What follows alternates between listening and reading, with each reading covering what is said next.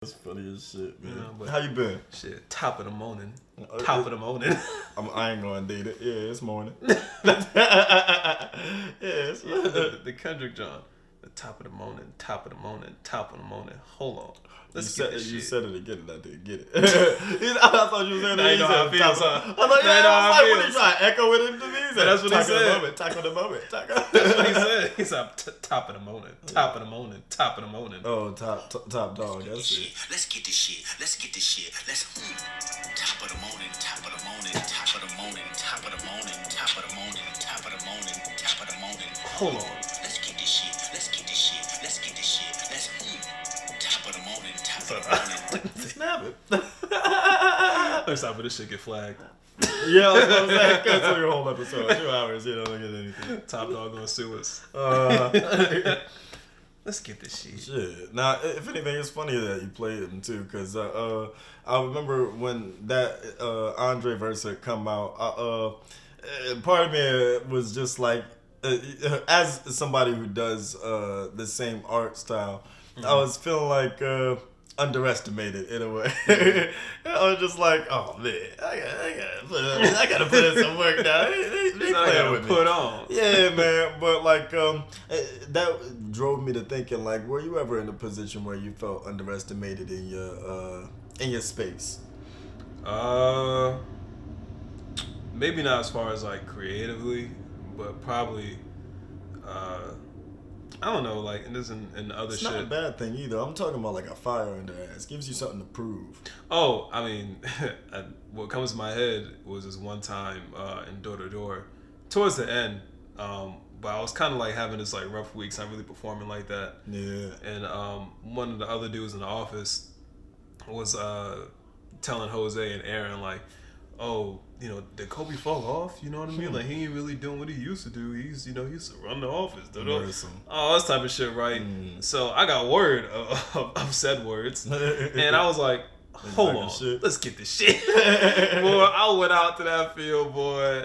I knocked out 2 in like the first like hour.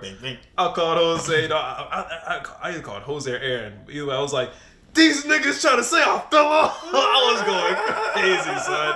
I was like, how you gonna tell me? That's how big really, because there's, in Door to Door, the bottom line is you did that. Yeah. Like every sale you made, everything you did, you put in the work to get that result. And so it feels real good when you do it. Then I figured later, I didn't figure out, but it didn't hit me till later. I was like, these niggas probably orchestrated that shit just so I can get a fire in my ass. Yeah. I was like, that's the only way you can really get me going. Let's act like we're talking shit about Kobe so we can get him on Because I'm super competitive. Yeah, in that way where I gotta be challenged to do shit. Otherwise, everything is just boring to me. Right. I need that.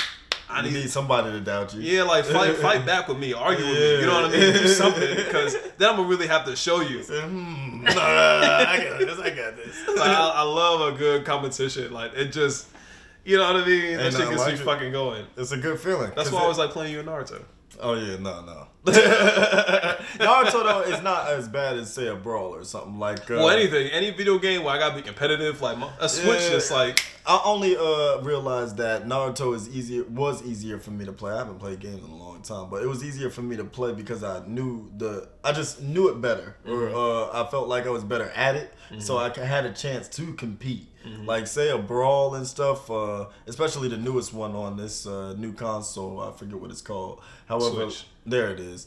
For me, it feels the control feels a little sluggish to me. Like it feels a little different from what I was used to in Brawl, not as responsive, and so it doesn't come off the same for me. I don't feel like I'm familiar with the characters and their. But like also practice makes perfect, right? I'm gonna say that also like excuses me. That's just me. Cause listen, I'll be ready at any time, nigga. I don't want to hear shit. Naruto, I can talk my shit, bro. I ain't shit. Well, let me ask you, right? Like, at what stage in your life where that was nurtured into you, like that competitive edge? Like, what was like your earliest memory of someone? Like probably competing with 7th grade. you? No, I mean, well, earlier than that, I know it was more so backyard stuff. But competition, as far as like really where you was like going to win. Yeah, like where you was like, I have something to prove. Like this motherfucker talking shit, or they think I can't win, or you just felt that drive to perform. The only things I could compare that feeling to was the things that I call my talents, where it was like rapping or drawing or like just anything that I thought I was doing better than anybody else. I thought I leaned into those areas and strengthened those. So like rapping and anything, like I could sit there and try to battle anybody. Right. Like I felt confident enough to do that in that lane. Was I the same guy who could talk my shit on Brawl? Fuck no. Because like bottom line was I sucked at the game. Right. So like I selectively compete. I feel you on that. I'm the same way. Like my earliest thing for like competition was between me and my brother. He always was challenging me to something. And I always had to face this man doing something. Whether that be video games, whether that be football. And he got the big brother syndrome too, so he enjoys whooping your ass. And that be so like for me, like that burning passion to beat a nigga is all from him, yo. Like he ruined me. Like if I lost at anything, he was in my face talking all this shit like nigga, That's my brother. Sit there. What is it? We had this stupid competition. I think I mentioned it before, where he tricked me into thinking that we was all hurting ourselves the most. So like whoever hurt themselves the worst wins, and I'm saying, oh, I can win this game. I can take any pain. I'm good at this. So this is the part where I'm ready to prove myself and compete. Oh yeah. Yeah, here I go. I jump off the top bunk. I hit the back of my head on the bunk, lean forward, hit my balls on the doorknob on the closet door, fall back and hit my backbone on the bottom bunk, land on the floor, and then here come Aaron. What does he do? Jump off the top bunk and land on the cushions. And the winner is in! We are the champions. No time for loser. Yeah. That's brothers. Nah, fact. I remember because it's funny to me. So here's why I laugh at people raging so much like you, because I used to rage as a kid. I stopped doing that a long time ago. Oh, so now you can laugh at people. Yeah, so that's why it's dear and dear to my heart. So I know the feelings. Because you just feel like you finally got into your brother's stage where he was beating you in the video game. Yeah. Now you can make other people feel shitty. Man, listen, I'll never forget. That makes me... that is a psyche thing, though. You had mentioned, like, what is it? There was a time in school like you felt like you was being bullied, and then nigga, I was. The fuck you talking about? Nigga, I'm still. Kobe got jacked, nigga. Fuck. I was in these streets. Face to the streets. That made me eat the street. I was a concrete cove, nigga. You ain't know. What? He said I had a concrete cavity. That's crazy. It was cavities in the but concrete. after that, like you said, fuck that, and became the bully. Yeah. Like, and so like you get some kind of enjoyment out of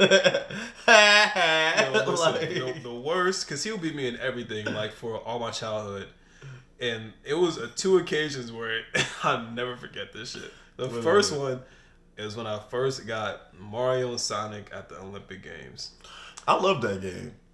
I hate it now. That and golf? Because of my brother. Here's what he did, right? It's this one game on there where you do a track and you have to do this shit with the Weeble and nunchuck. So mind you, right, I didn't let him play for a week. Because I was big as shit. I didn't let him play for a week. So I'm like, I want to master this shit. So when he does play, I'll beat that nigga, right? Week went by. He's like, you gonna play me now? I'm like, you damn right, I'm gonna play your ass. I see his face. Man, he always like, listen. Arsenio. We on my bed, right? We standing up on my fucking bed in front of my TV. That shit say go. Ah, we getting it. This one nigga took off. This one pissed me off. You was next to you. He was in the game running. He's laughing as he's beating me. Oh my god. He's really like just like, smoke me. I was like, I'm like, yo, that's your serious face, bro. he's gone.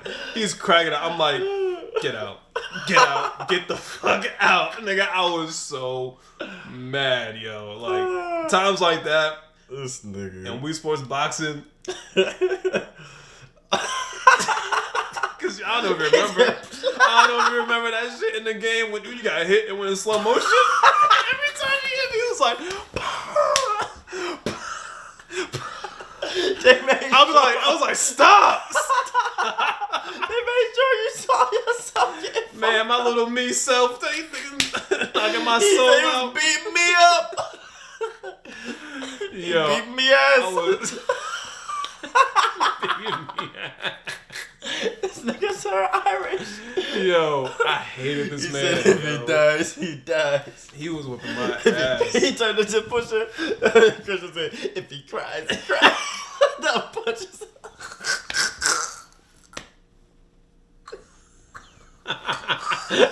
Throwing punches in his room.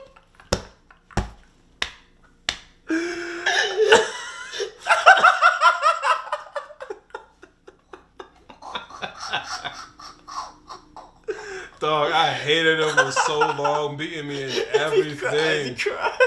He was serving me up in everything, so. Oh, man. It was only a few rare occasions I ever started beating him like early, but when I got better at Naruto, it was a wrap for him. But you know what, though? That's another thing about my selective competitiveness. Battlefield, Call of Duty, the games I sunk a lot of time into. Mm-hmm. Oh man, those are the games that I mean, I'm always on multiplayer anyway. Yeah. But I guess what is it? Split screen is no longer around anymore. So the competitive nature is even being watered down. Yeah. You know, it's not in room, it's not in house, it's not raw. You know. Yeah. That's why like it's. That's why whenever I fight online, whether it be like Naruto or Smash or even just anything where it's not the same satisfaction because it's such a delay, and I'm like, dog, like this isn't even real enough. Yeah. Like the delay for me, you could be the best player in the world, but not until we sit down on the same screen and really box. I don't want to hear it. I really miss the screen days. Lag be saving niggas. Yo, what is going on in the gaming industry? Where is it going? Like, are we going? Do you think we'll ever have a? I wish I knew how to do everything, right? Because then I'd just make things better that I want to improve. Mm-hmm. And one of the things I wanted to see improve in the industry, or I want somebody innovative like myself to be thinking the same way I think in rap. I want somebody to think like that in game industry wise and give us another split screen experience. Give us something that is built with split screen in mind. Like that is also like say multiplayer. Motherfucking Call of Duty I think still does do their split screen thing. I hope anyway. I mean they all still have regular at home multiplayer, but it isn't as like I guess robust. Yeah, as like online because people since forever have been looking to do things online to and play, people have no friends. Yeah, and you know play with more people outside of the people who they may play with face to face. You know what I'm saying? So like that compatibility is gonna be there. But if anything, Nintendo always does a really good job of like couch playing is what they call it. They do. You know they set it up for people to play. Smash you can play with 8 people. You know what I'm saying? Like they set up that way so you can actually be together with people to play. Yeah. You know, but outside of that, like the Sonys and Microsoft and all them, like they're fully with online capabilities. Play with up to a room of 100 people and go crazy. Like you don't really need to be together. Go crazy. I was just considering maybe we'll get around it after the pod. Fuck no. But I considered even if we did, I'm not. I don't think I'm the type to rage anymore. I feel like I'm not invested enough in it to feel. Then again, I might be at peace right now and all zen and yoga, you real quick. Yeah. I forget how quick. You real quick. Soon we change. We was doing good at the gym for a minute, and then that last day you was like, I turned around, my face was half burnt. I said, I'm gonna do great. Flip a coin. Heads, you die. Tails, you die. Wrong choice. But nah, like I fucked that all up because I didn't remember none of his lines from The Dark Knight. Yeah, man. Honestly, did you fuck with The Dark Knight series? I did, not as like heavy like as SpiderMan.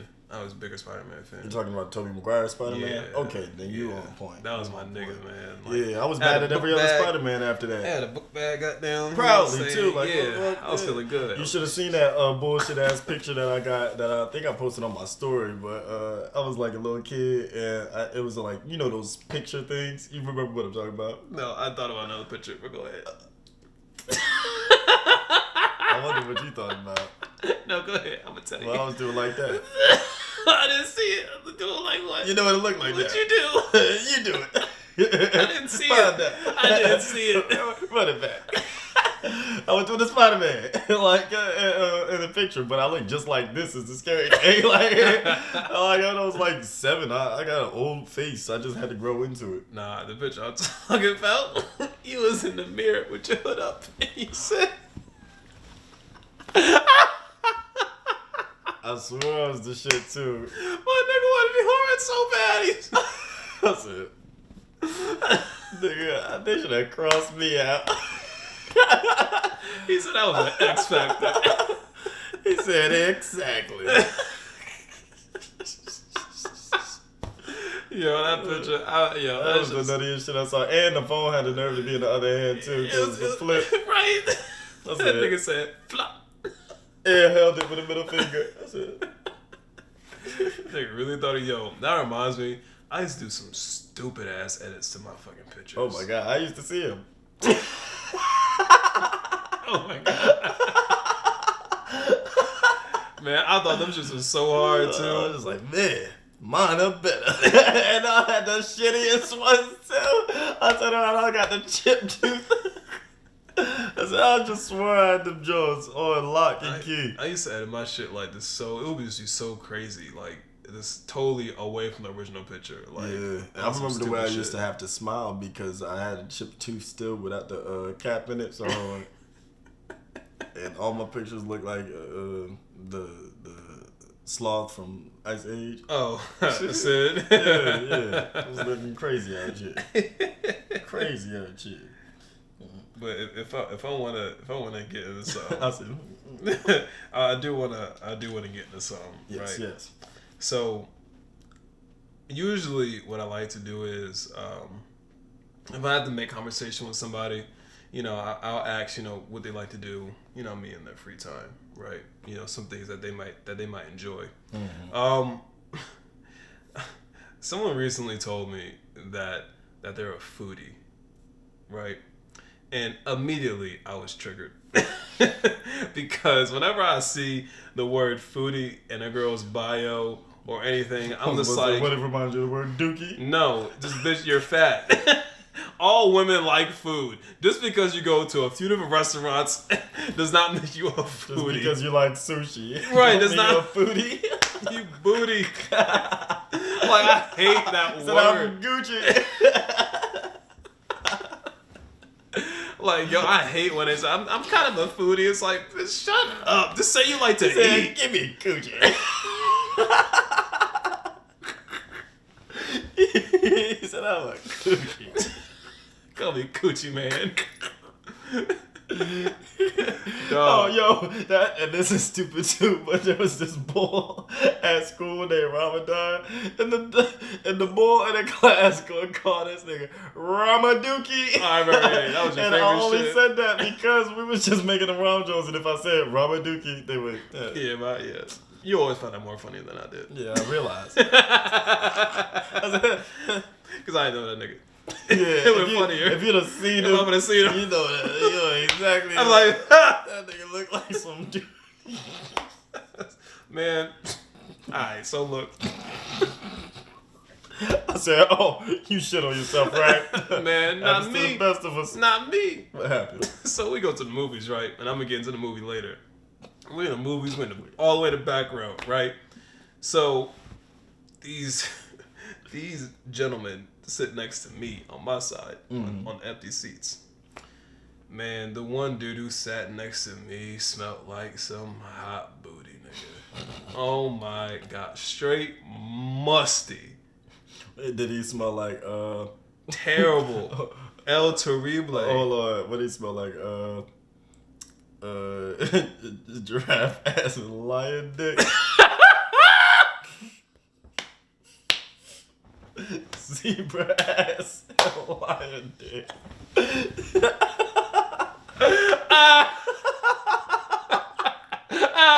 This child. And we outside the church. We at church. This nigga said my breath smell like zebra ass and lion dick. You childish fuck. I think we just watched Madagascar. That nigga smell worse. Just so damn musty, yo. He sat next to me. I was like, Nigga smell like a zoo. I was like, I know this nigga did not just sit next to me and he ain't showered. Damn. That shit was terrible. I was so mad the rest of the movie. I'm over here like, damn, where my mask at? I was damn pissed. I couldn't even enjoy the goddamn movie. Every time I got hype, I was like, so we went to go see Shang-Chi. I just like the name. But yeah. I did enjoy it. I did enjoy it. It was good. I feel like this is Marvel's like kung fu movie. You know Does what I mean? it tie into the whole universe thing? Yeah, they all do. This is kind of one of those movies where it's gonna set up Shang-Chi being in one of the later Avengers movies. You know what I mean? They're still trying to rebuild the events from after Thanos destroyed everything.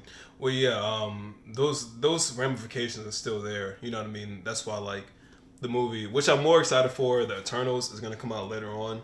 That's gonna go into like some deeper ramifications after Thanos did what he did, and then them bringing all human life back to get back onto Earth and shit like that. It's gonna deal with those consequences. But these side movies, like Shang-Chi, it didn't really go too deep into that. It had its own little story about who Shang-Chi was and everything.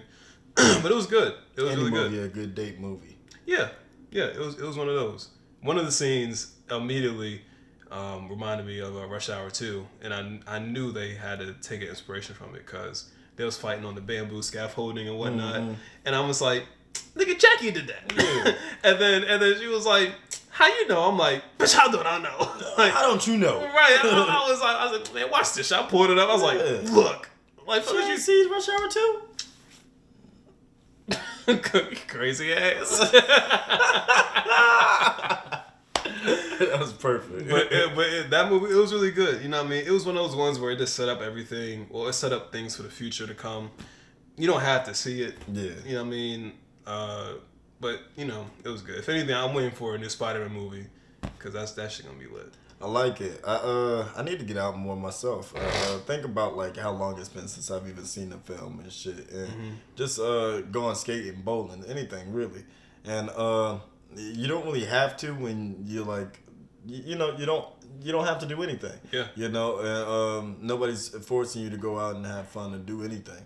And so yeah, I really have to make a thing to just want to do, because I noticed one of these days this week I was just chopping it up with some people on the block and was happy about how down to earth I feel and how down to earth I am. I know I can get along with anybody, and so yeah, it is the other side of things, a more optimistic side of things. You don't say.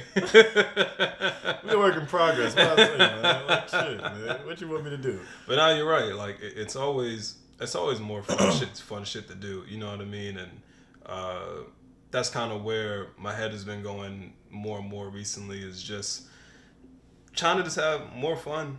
You know, and in different degrees, of course. But really trying to have more fun going forward. Yeah. You know, however that may look.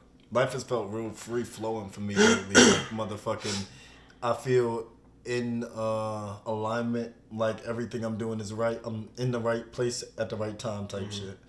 Like, excuse me. I know I felt that. Loogie sitting at the bottom of my throat was gonna make me sound like a kid again. But yeah. I said, yeah, you'll never find love.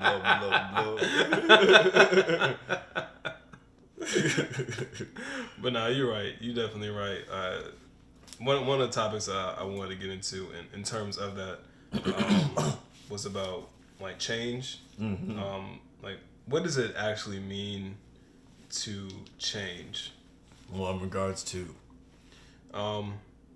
your existence and who you are. Like, what does that actually mean to change?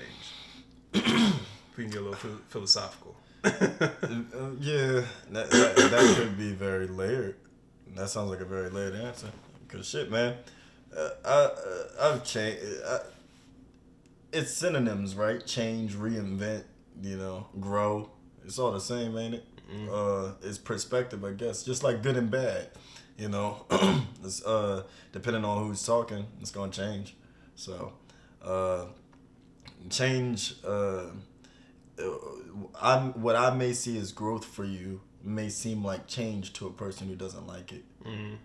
You get me? Mm-hmm.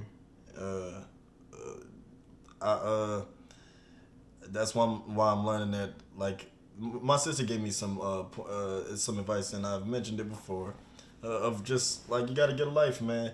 Like, my whole thing was, nobody loves you like family, but my family had created other families, and so just like that concept, you double back into thinking like, whatever's for you, growing and stuff. It's all, things change, so you must change. Look at Sears.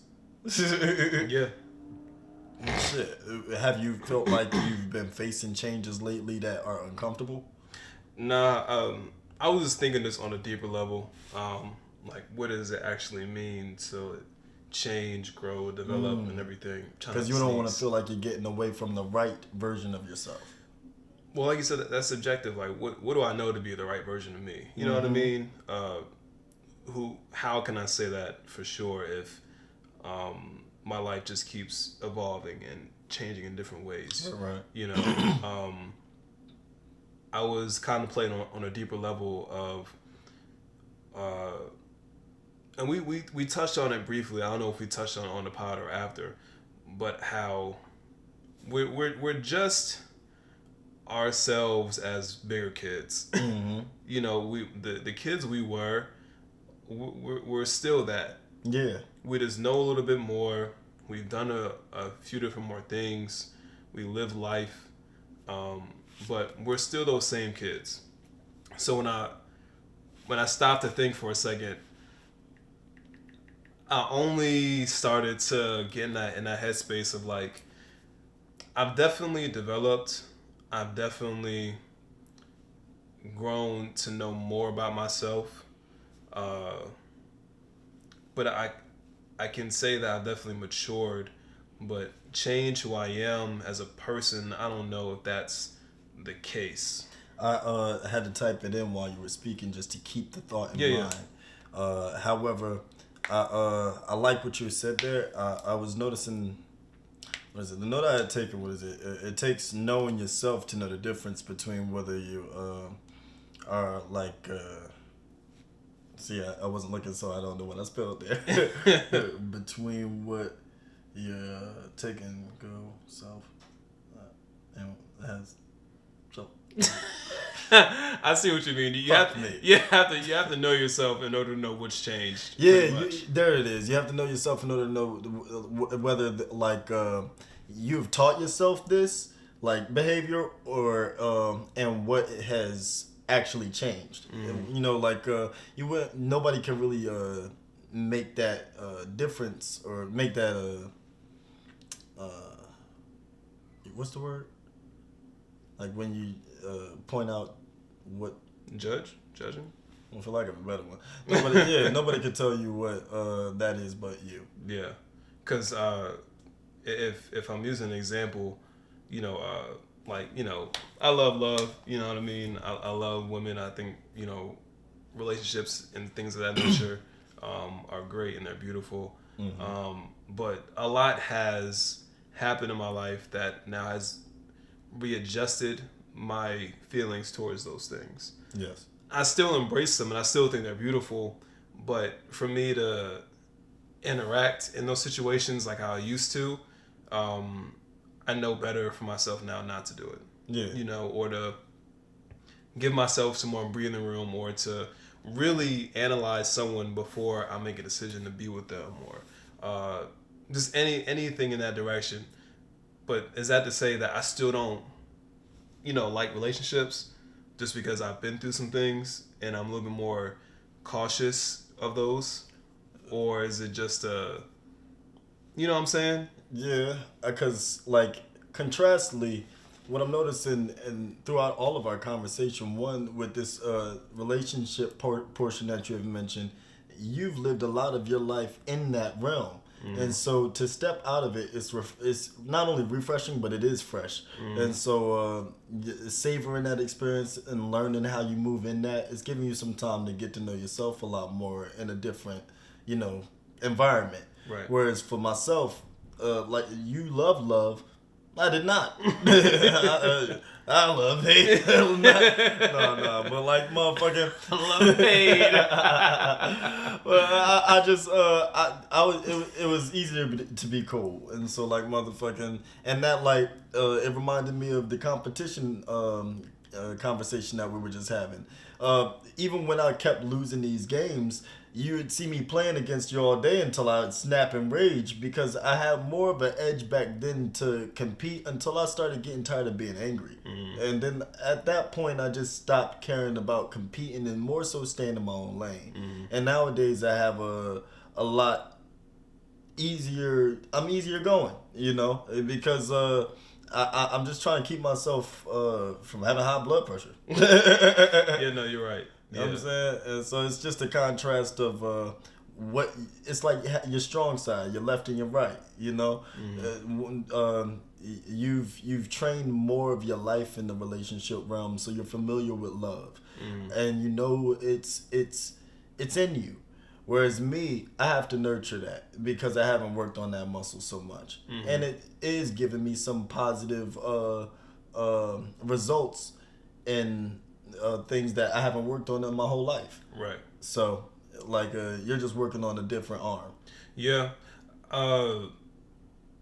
It's all a process, and the more and more, I started to think about just like storytelling, right, and character arcs in general. You usually want to see characters go through what they will call a change. But usually all that means is the character experienced something and now they think differently than when you first were introduced to them in the story. Yeah. That doesn't necessarily mean that they change per se, right? And some things can be a little bit more obvious where the evil guy comes to the good side. That's a obvious physical change. You know what I mean? But when I started to look at it in real life terms, like I said, sure, we go through things, sure, life happens and, you experience shit, but, maturity would dictate how you react to things, and your wisdom from prior life experiences will determine how you start to move forward. Right, you know, and knowing yourself and all that, you're still you, but a whole lot more wiser going forward. Precisely. You said, like learning, you had reminded me of the experiences that you do have to learn from in order to know better moving forward. And that's part of why I feel like I'm trudging through this process of just, getting to know old girl, moving around a lot when you're young. You don't get to know people at all because every year, every month, it could be somebody different. Yeah. And so like, motherfucking, when that muscle hasn't been reflexed, there's a lot of stuff that, like, you're not, trained in. And so, yeah, I feel like those experiences, I'm trying to learn them now so that I'm stronger in the future. Yeah. And more recently, I want to talk about divine misdirection. You know what I mean? I like that. I picked that up a while ago from from Charlemagne's first book, which I loved. Yeah, great fucking book. I forget what the fuck it's called. His second one wasn't as good. I ain't gonna hold you. Black Privilege. His second one, it touched on like other shit. Yeah, but you could tell at that point by that book, it was just like, oh, he's on the book run now. Like I wouldn't say book that was good enough, so he tried to make another one. I wouldn't say that. I think Charlamagne's a really good author. Like I feel like he has a whole lot of good shit to say. The first one was about his life, and it was a whole lot more empowering. Mm-hmm. You know what I'm saying? Like the title's Black Privilege. You know what I'm saying? And I did still learn a lot from the second one. I gave it to my mom for her to read, but she didn't. I got both. I got both hardcovers. You know what I'm saying? Yeah. But the second one, it gave light to a little bit deeper into his psyche. You know what? And that's what I appreciated more. You know what I'm saying? You ain't lying, because I just remember that excerpt from the book, which I haven't read since I was living like McDade, but like motherfucking. It was one of the parts where he was just talking about the insecurities in his relationships and what happened with him and his wife and all that kind of stuff. Yeah. And so he did break down a lot of stuff that just was stigmatized. Right. It made his books at that time was needed for me because it made me comfortable with places that I wasn't willing to go on my own in my own psyche. Yeah. So I liked it. It's not that I couldn't go those places, more so than I couldn't find an understandable way to break them down for myself. And have someone like tell you that like their own the other side, and someone that made it to the other side, right, without having to cross over to the other side, and I didn't even had to die. Got the money and I never show it. Let a nigga try to play a role. Michael Jackson talked to me in my dreams, and he say bad and you know it. You bad and you COVID. I was like, you ain't gonna see this one coming. Say you bad and you COVID. Better Shimon and for me, I'd have to say you're bad and you're Roby. Just to make it rhyme.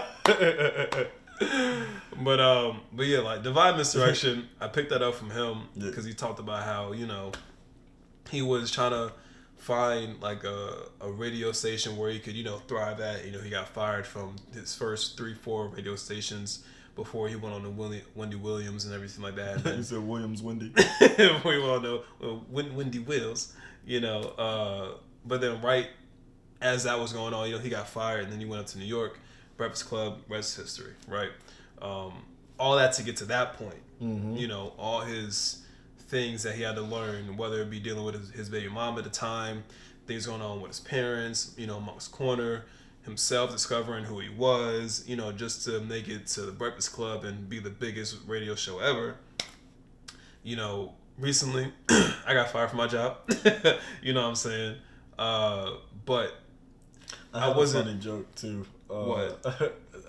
You just made me remember when I was just at the house today. I was like, "Oh, that's funny," and it's perfect because we can laugh at it now.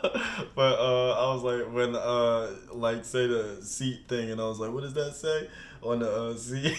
It would have been funny if it said "Suicide Watch." Wait, what?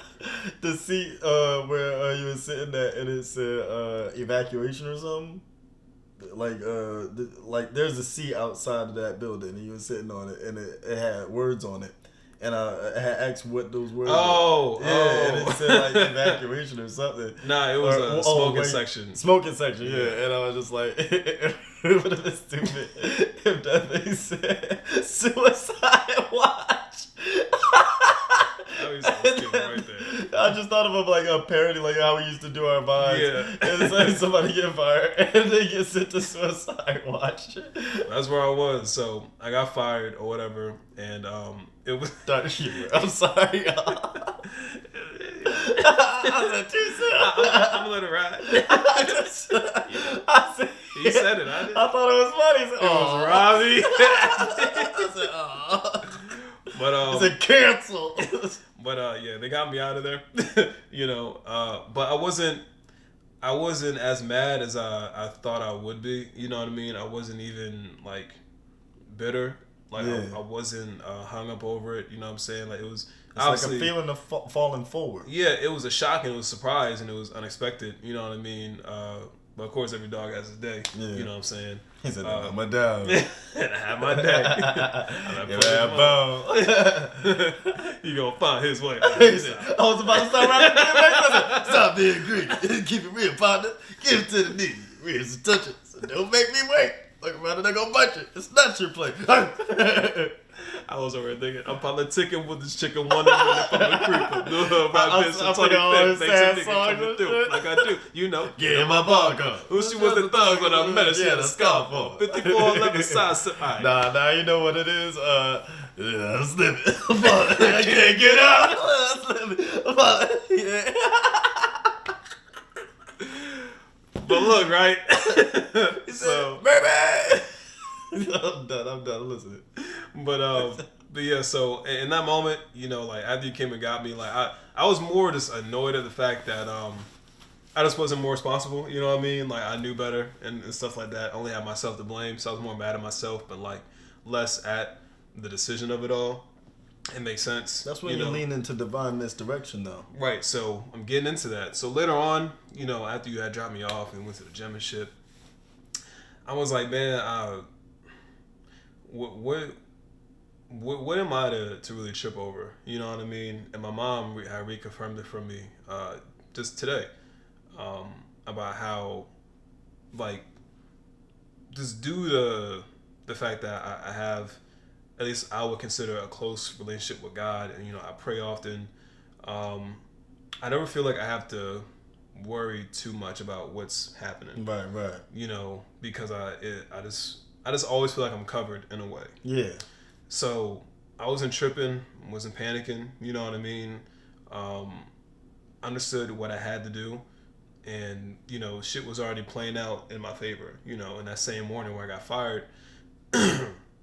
Me and my mom were talking. She was like, "Did you ever, you know, get rid of your second job, or do you still, you know, have them?" Like, "Oh no, I still got them." Mm-hmm. And so she's like, "Do you think, you know, you're gonna get rid of them?" I'm like, "No." And then, well, you know, that same day, like, I'm out of there. Boom, boom. And you know, that's kind of where it's led me now, and it's put me like back in the city, which I've been kind of talking about getting back into the city and whatnot. Right. And it just the way it just kind of happened.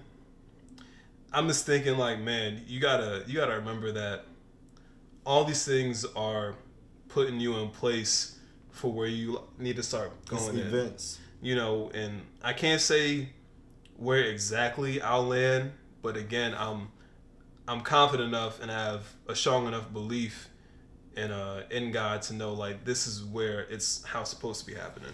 It's funny you mentioning God in that process, because I have that same outlook on my own life and how I move. I always know it's gonna work out for me. Mm-hmm. I don't need to know how, and I just like I mentioned earlier, just that alignment I feel. Mm-hmm. It's because I feel like everything is happening for its reason, you know, and like I can. It's kind of getting me to tap into what belief is and what I believe in. Because if it's myself that I believe in, however, I also know that it's not just me. It's like just things working out. What is it that I'm truly believing in? And I think if I dig deeper, it's the vision. I believe in my vision for myself. Mm-hmm. And I think that's like underlying, like having faith behind that vision is faith in and of itself. I think is God. I feel like faith is in God are synonymous, because it's just what you have to have. Faith is the power that God grants, or faith unlocks that power that God could grant you. Yeah, or you know whatever you call it. That's interesting. Yeah, and I find that you know just recently how. Like I said, just lately I just been practicing being more present, not stressing too much, lowering my expectations, and going with the flow of things. Yeah. You know, instead of focusing on the change, looking to go with the change. Mm-hmm. You know, not fighting against it. And more so, it was coming just confirmation. I've been watching the show Money Heist on Netflix or whatever. Super good show. But it's pretty much about these people trying to rob this money press factory where they print all the money in Spain. So they go through with it, but at every turn, something is happening, right? But the dude who orchestrated it all like accounted for it in a way, so he ended up preparing a solution for it beforehand. And even when it was times where shit wasn't going his way, he had to make a move. Yeah.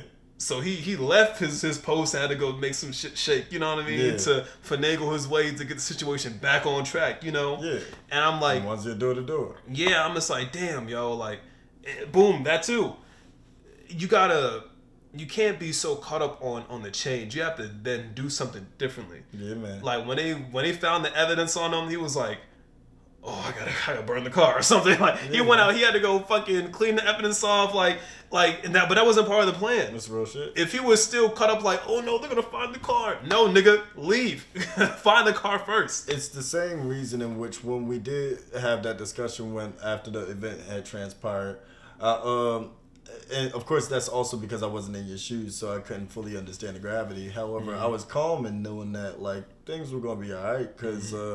That, just like we would discuss the love muscle and the competitive muscle, this failure feeling, or not even failure, more so than just a speed bump, a jab, like taking these hits from life and having to change up your positioning and know what you're going to do next and stuff. That's been another muscle that I've been like kind of flexing in the past 7 years and whatnot, and it's just like. When we were at, say, CMI, was the first and most scary self-decided jab, because all these jobs, like the way I looked at it, since I didn't get a college degree, I had to quit every job that I was working at instead of getting fired because I didn't want to have to explain that on the next resume or whatever. And so like when I was leaving CMI, I was making that decision because I felt like I no longer could keep up the quota that they were going to be asking for, and they would fire me soon anyway. And I had to make a decision, and I also wanted to just live my life. I wanted to have more time to write music, right? And so I had to make that leap and that decision in that time, and I didn't have a job in place at the time, and then the job that I did get hired at and paid far less, and I remember just sitting on the toilet and feeling my stomach like it was like dropping, not my stomach, my heart. It felt like it was dropping out of my ass. Because I was just like, oh no. I could see Nancy's face just telling me we tried to help you, but now we gotta let you off into the world. And I was just like, fuck, what am I gonna do? This was the most money I'd ever made at the time. And so, but like you kind of get used to making shit happen, and you know, that gives you confidence. Yeah, and for sure, that's kind of how I feel now. And it tapped into those lessons I learned in Door to Door. You know, just having to figure it out. Yeah, being solution oriented and knowing that there's always another way to do something. Like you can't, even when you think you've exhausted all your efforts, you know, you really haven't. You know what I'm saying? And that was something that I always preached, was just like, you know, even if you don't know what to do, like you can call someone who would know what to do. Yeah. And figure it out from there. And if you still don't know what to do, move the fuck on and do something else. Like there's you just can never stop. Yeah. Stopping is stagnation. You're just gonna wipe yourself off. Yeah. You're gonna wipe yourself out. And that's the last thing you want to do, is just to stop and quit and give up. You have to keep going. It may not be at the full force. It may not even be exactly what you want in the end, but you didn't stop.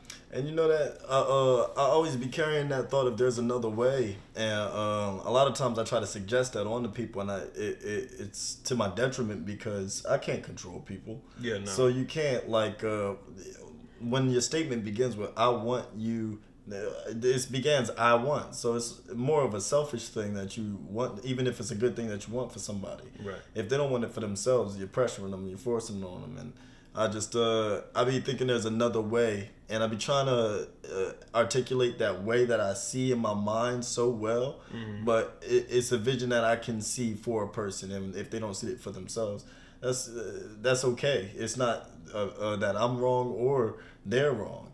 There's other ways. Yeah, and a lot of times people, you know, they have their own way. Exactly. You know, and that doesn't always mean it's going to line up with how you see it for them. Exactly. It'll work out either way, though. Yeah, and that's how it's supposed to be. You know, when people just have to figure shit out on their own, like, I know for me personally, I take advice from everybody who I love, but I still feel like I need to figure it out on my own. Precisely. I have good insight now. I know what to look out for and things that I should consider, but I still have to put in that action at the end of the day. If there's anything I have learned about life, it's that two things can be true. Yeah. It's like the perspectives and the paths that we have to take in order to get to where we want to be in life are so different. It's like a complex equation that ends with so many different variables and stuff like that. Like you can't advice is advice, but take the meat, leave the bones type stuff, you know? Yeah. You really can't say what's for somebody else. Yeah. You know, like it's all up for everyone to decide what's best for them. Mm-hmm. And that's the one thing I've kind of learned is like, you know, it depends on how much I really just fuck with you. Like a lot of times I won't even volunteer any advice or second opinion to people because sometimes people just want to hear themselves talk and get shit out and everything. They don't really care to know like another solution. You know what I'm saying? So a lot of times I just feel like, all right, you know, cool, whatever. But sometimes I will volunteer, like, you know, it's shit over here selective. Yeah, you know what I mean? I'm not just out here willy-nilly trying to give advice to everybody. I peeped that in action when we was at my uncle, your grandfather's 80th. I ain't say a motherfucking word, boy. Oh, yeah, because they watched. I ain't say a motherfucking word. Watch y'all now, but like, motherfucker, yeah, that dug in our ass for not having the shots. Almost shot my ass. I was just like, damn. But you know, I saw that in action when you was talking about that. Sometimes you see that somebody's just not willing to even entertain listening. Yeah. And so why even waste your breath on giving them some kind of perspective? Yeah. Because it's not that you're saying they're wrong. You're just trying to provide them with another way. Yeah. And that's fine too. Like if you don't want to hear it, you want to hear it. It saves me the breath. Yeah, for me, I'd be like, well, I listen to you, so listen to this. And if you're not listening, then I just like the not even debate more so than the conversation. Right. Call it a debate because it's not like I argue. I don't argue. It's more so it's a debate. It's a debate. Yeah, it's a debate. And that's where my competitive nature also comes in. Like I like to know when I'm you know, when we was in CMI and negotiating and stuff, like I like knowing what I'm talking about. I like getting down into concepts. I like understanding things and you know, just existential conversation or getting into anything, you know. So like yeah. Of course, I tried to give them perspective. Didn't work out. Yeah, no, like a lot of times what stops me from came away with the wine. A lot of times what stops me from just doing that is I just don't be giving a fuck that much. Yeah, it's not that big a deal. I really, because like I said, a lot of times motherfuckers, they'll just be telling you to try to convince you. Mm-hmm. They're not talking to like receive new information or let alone be open to anything opposing their views. You know what I'm saying? They're just trying to let you know how they feel, how they see the world, and that's it. You know, and it's just like, okay, I hear you. Yeah, totally. That's crazy. Okay. Because at that point, it's like when you know you're doing door to door and you're dealing with a time waster. Yeah. It's like at that point, you know, you got to get off that porch and go knock on the next door because you ain't going to make a sale. And if you do, it's a waste. I can't tell you how many times I lied to a lot of people, building rapport with them, letting them know that we had all the same interests, but I didn't give a fuck. I'm making this sale. I don't care if you like fishing. Nigga, I like fishing too. What's up? We just embellish what we like about fish. Yeah, and it's like, 'cause at the end of the day, I really don't give a fuck. And I really don't even want to get to know you. And that was what was so fun about door to door, but the crutch about it for me as well. I had fun experiencing, just like I said just recently when I was chopping it up with the motherfuckers on the block. I'm a down to earth person. I can get along with anybody. I learned that in sales, and as long as you can find like a common denominator or some common ground, ice break them, and y'all could have a great conversation that'll lead to a sale. Yeah, for sure. It's just, and you know, you give them the elements of charm and make them laugh and et cetera, et cetera. It's all possible, and especially when you're trying to get $1 for it. Now, after a while, I got tired of doing that. I got tired of one, being not myself all the time, and two, having to have like a uppity attitude or just like just feel so sprightly and stuff like that. I wanted to be regular and leveled, like the frequency you speak of. Right. And so I got burnt out basically, in sales, having to have like so many personalities on for so many different people and to match them to get a check. And instead, now I just can't do that. Yeah, no. Yeah, I feel you on that. Recently, we could change gears a little bit.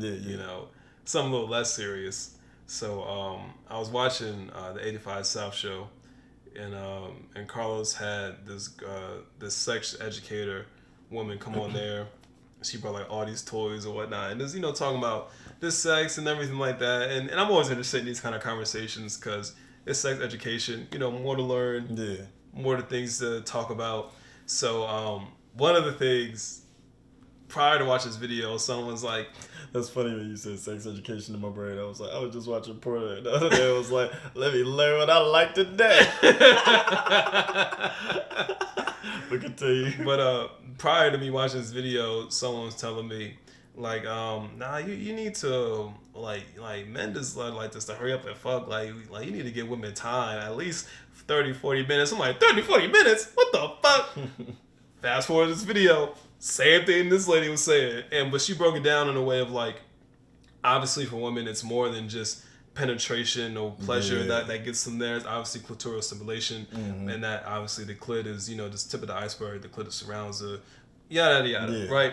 So feeling is there. All the anatomy is gonna do what it has to do, but the feeling really matters. And it was talking about women, reaching their orgasm and shit like that, and the better way to do it is to wait that long. And my question to you is, how long do you wait to preheat the pussy?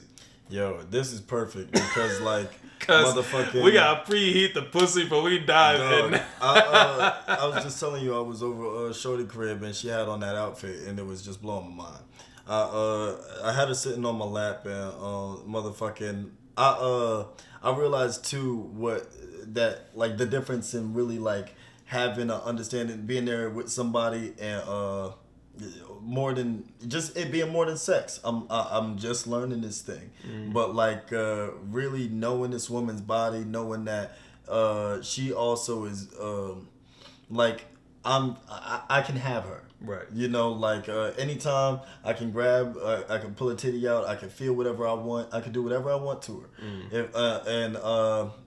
Like motherfucking that in and of itself is a turn on for me. And she's sitting on my lap and she's looking all good and I'm just feeling on her body and like I'm growling at this point. Cause motherfucking I want you. Right. But I'm sitting there enjoying just wanting you. Yeah. And I feel her enjoying me wanting her. Feeling wanted. Feeling attractive without words. That moistens the pussy that by itself. Yeah. And motherfucking after that,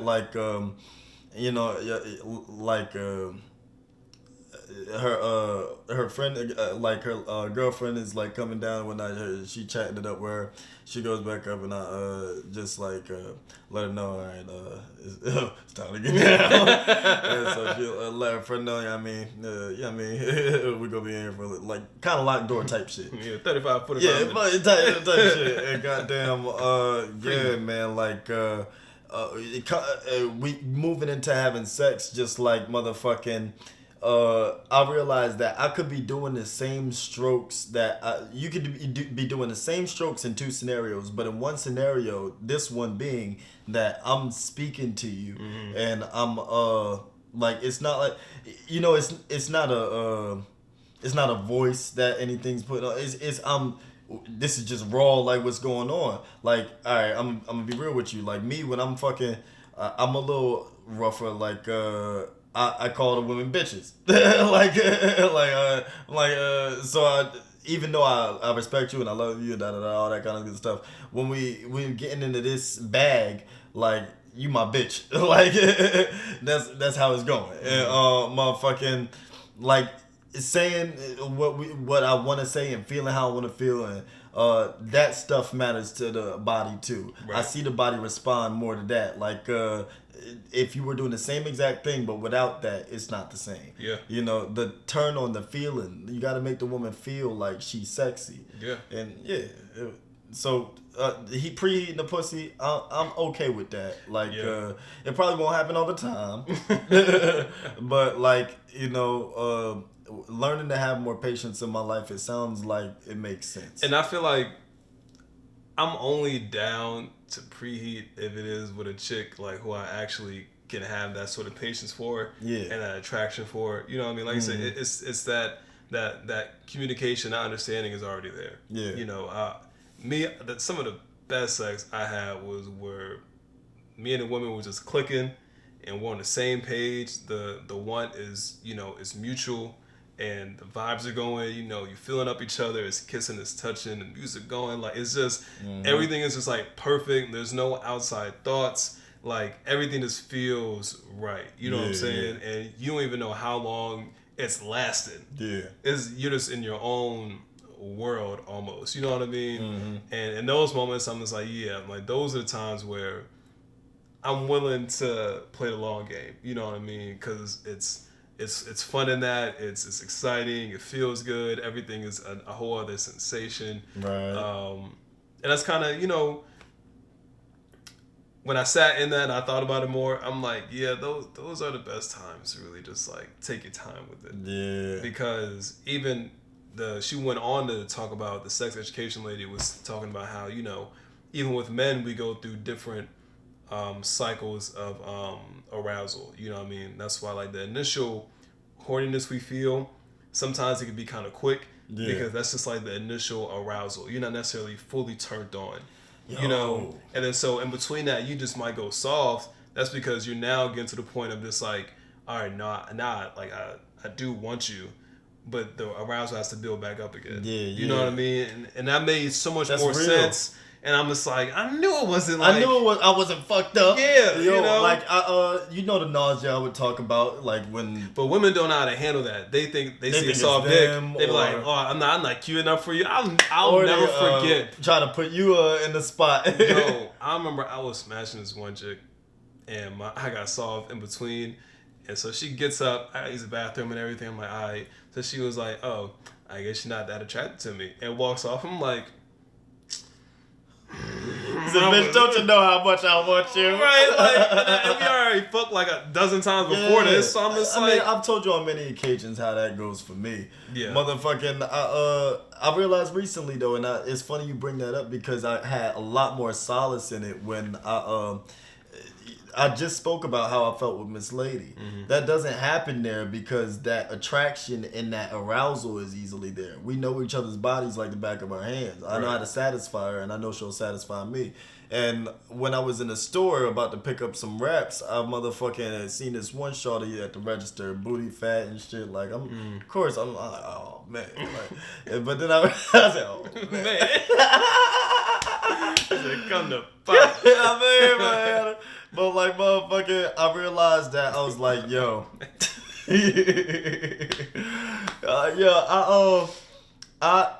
and this is going to go into a rabbit hole that I dug into, because I was like, I couldn't even, I'm sure I could like, fuck this girl, but I know I'm not even like, she don't know me, she don't care about me, she'll judge me if I didn't perform like the porn star that I want to perform like all the time, and so like motherfucking, harken back to my first time even ever having sex, and what I realized is that as guys and as a guy, I had ignored that nerve-wracking feeling of I'm not aroused, I'm not ready, because I'm a man. And so I had to feel like I was ready all the time. Right. So when the bitch wanted it, I had to give it to her, you know? Yeah. And fast forward to the day, I'm wiser now to know that, like, just like when those shorties was out there and, like, motherfucking, you know, it's time to bag them. Yeah. I just was just like, I know I could. I know we look good and everything, and I could wingman it. It's just, I know I'm not aroused. Yeah. I don't need that. And I just got to be more keen to listen to my body, like you said. And it's the same thing in the gym. You got to apply a lot of that to life, man. You got to listen. Yeah. You got to listen. I know for me, like, It's only been a few times where it happened before the engagement, where I just wasn't necessarily all the way turned on, and it was difficult getting into the process. I'm okay with that. I hate in the midst of it when I'm not. That's the worst. Because like it just stops like the whole motion from going. Because it was happening. Yeah, and now I just gotta work it up, and now I'm nerve wrecked because you're watching me try to work it up. Right, or just I tell you, suck my dick so I can get back up. Yeah, and it's not working. Straight gummy work. Yeah, just sucking the fucking gummy back. And this, once the bitch stop, I'll be so mad because like I probably was just about to get hard, you dumb bitch. You was just getting good, and now I'm stopping again because you sit here stopping and judging me. I'm stopping and you judging ain't ready me. yet, bitch. I got 2 people looking at me. What you like?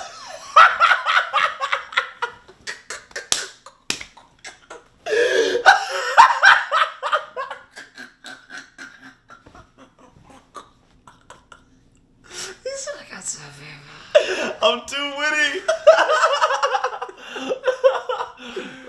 Oh my god. But That's yeah, funny like as shit.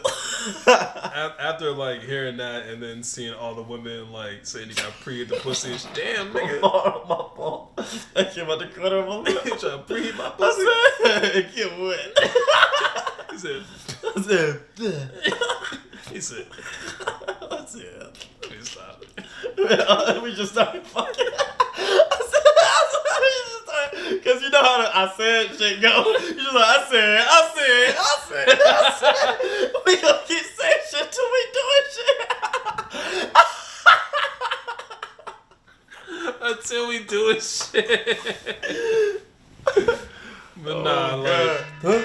Every time. I was about to say, man, make sure these damn alarms is yeah, off. you know how it goes, man. Where's your alarm at? It's 5 p.m. Nah, fuck that.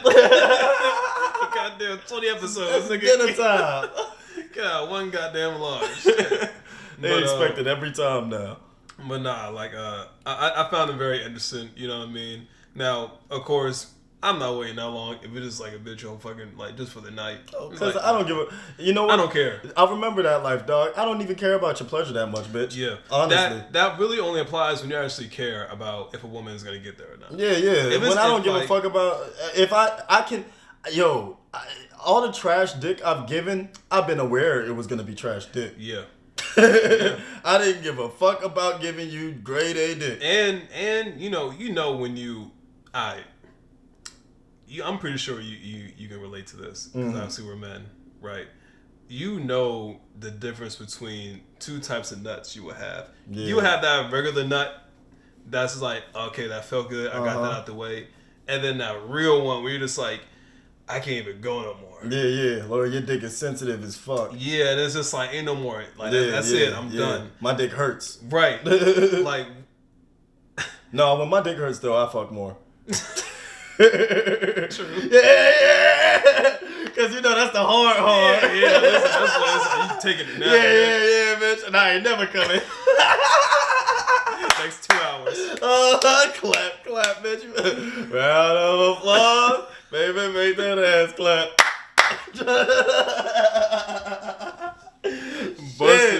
Bust it. Real shit, dog. But like, I feel like a lot of times women, they don't understand. Like, sometimes men will be having like good nuts or good orgasms. It's like, bitch, like, I just did this shit to get out the way. Like, you know what I'm saying? Like, that was like, Babe was surprised that I could get 13 nuts off in one day. Like, just beating my dick all day. Because I was just like, when I'm beating my dick, I could force that shit out just to get the feeling off of me. Yeah. Like, just get it off me. I don't even have to be hard. Like, I'll just stretch my legs, like, have all the muscles in my body be my chest feel, right breath, and breathe it out. The whole science. You know what I'm saying? Like, I think I was like, and it's hilarious. I think when I learned how to do this kind of stuff, I was like, yo, Cole. I was like 15, 14. I was like, I just nutted without using my hand. I remember you. He was like, this is exactly what this nigga said. He said, ain't no way you nutted without pulling your dick.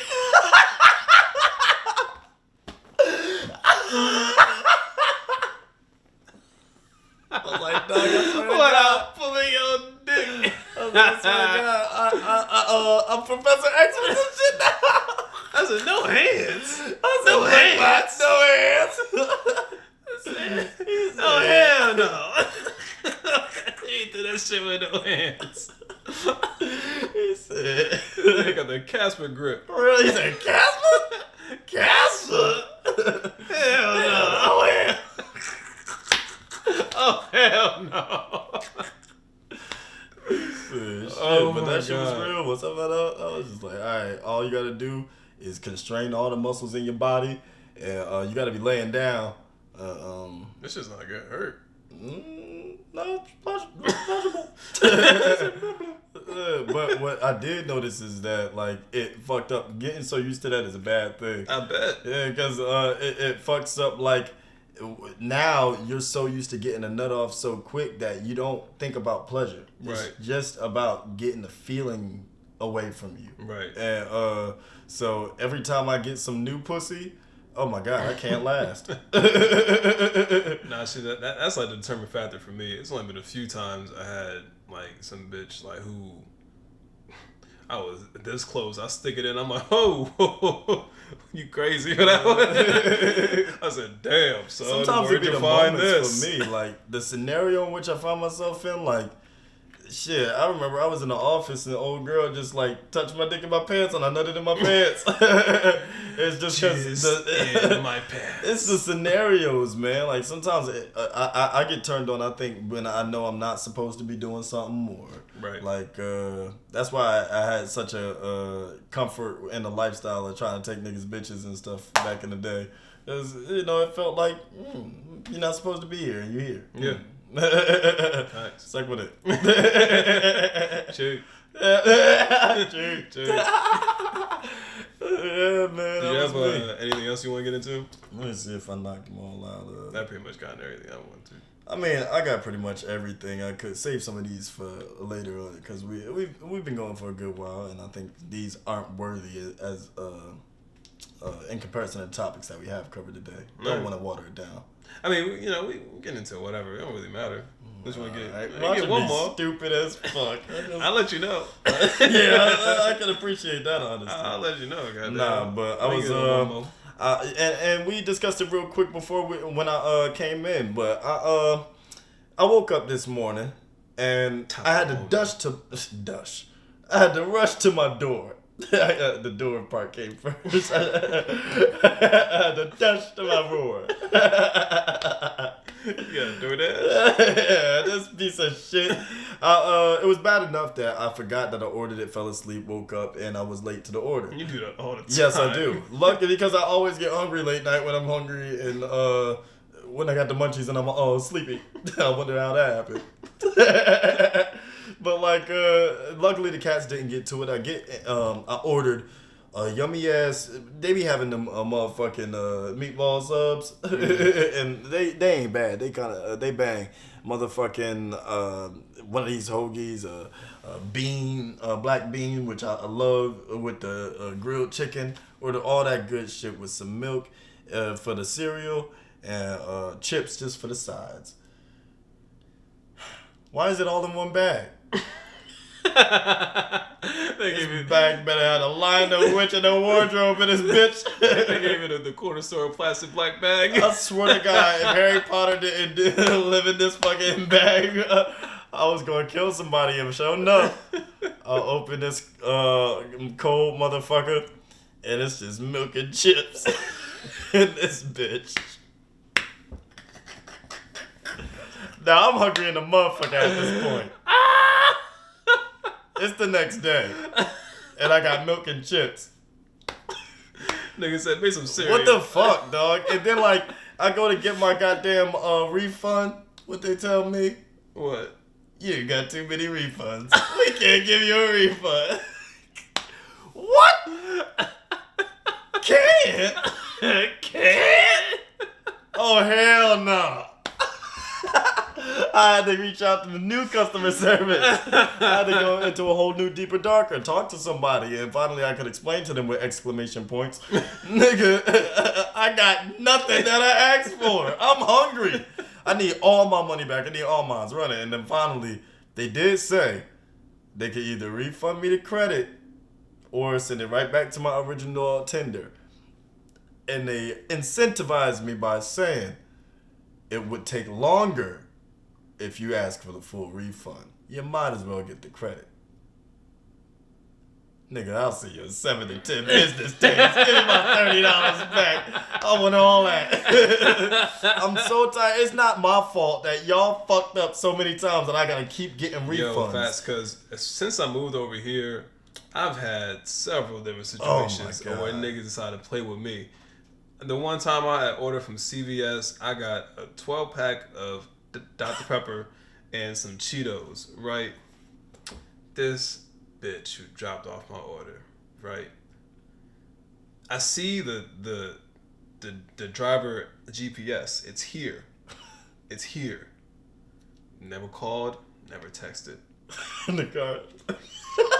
So I'm waiting to get this notification that it's outside. So I'm on my phone and it's like your order's been delivered. I'm like, so they get no knock on my door.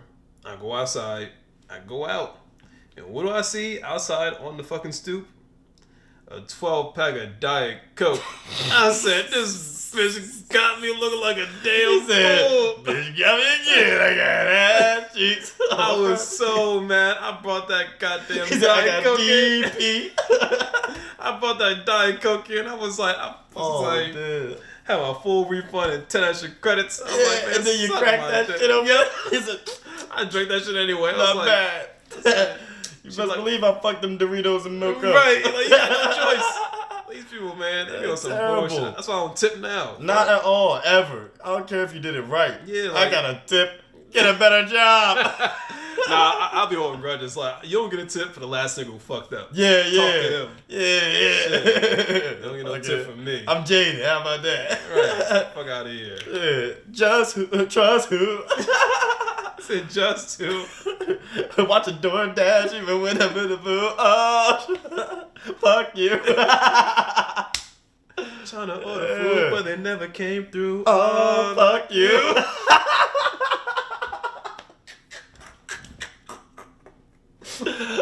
we gonna make a parody. No, you try to order DoorDash. I'm like, save it. Don't waste your time. Because I don't want you to. Oh, that's part of the song. I said, what is this nigga singing? It's the first verse. All I know is trust who. That's my favorite part of the song. The only time if you ever ride with me and that song is on, you'll notice the only time I start talking, I'm like, oh, trust who. I'm like watching my back even when I'm in the booth. Oh, Just me and I can set you free. Yeah. there it is. Take me free. Oh, God. All right, Why oh, did that little God. shit to me, baby? See, the same way I'm singing it now, that's the way I'll be singing a different song. I saved myself with the words. I'm like, oh, me, oh God, oh God. I saw this perfect meme where it was like a little stick figure. It was holding like a real big book and a small book. And it was like the small book was like my school information and the big book was song lyrics. I was like, yeah, that's me. It's like everything you should learn in school, but this song lyrics, I be knowing all this shit. Yo, speaking of which, and I know we've been going about, but lastly, because you said song lyrics, and I was just like, yo, there was a time in life where we used to actually go to libraries to get on the computer, and motherfucking when we did, dog, I used to go to raphustle.com. And I was like 7. I was in the 4th grade or so. But I used to find like underground raps, and I used to say they were my raps, and go to school rapping these guys rap. There was one called Movies in Real Life, and I only remember a little bit of it. It was like how it goes? Something. I die hard, about to go. Wait, I'm gone in 60 seconds. I'm jumping swiftly to switch records. I die hard, about to go the whole 9 yards behind enemy lines to show lines on Drive Smart. My final destination is on radio stations, please. You know, and he just goes through the whole rap, naming all these movies, but making sense of it in the rap.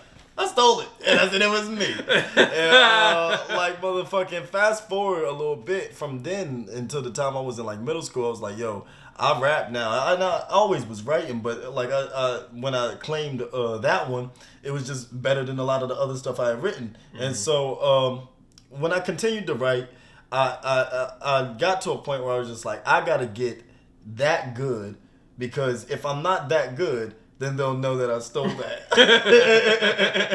And ever since, that's how I've been working towards my pen. Like, I gotta get good enough to convince people that I was always this good. I feel that. That makes a lot of sense. I mean, yeah, it's always funny having like those songs that you can always like just pull from. You know what I mean? That you know you can spit by heart. That's just like there. You know what I'm saying? That shit was wrong, man. Raphustle.com, man. Yeah, I ain't never heard that shit. Yeah, you know, I was in that shit. I love it. I said, I love it, man. He said, I'll hustle, but I rap. Hey, man, like, hustle ain't... never mind, you about to get me technical. Yeah, let's think about it. I'm a hustler, nigga. I just don't get in the streets. Yeah, here I go. I said, look.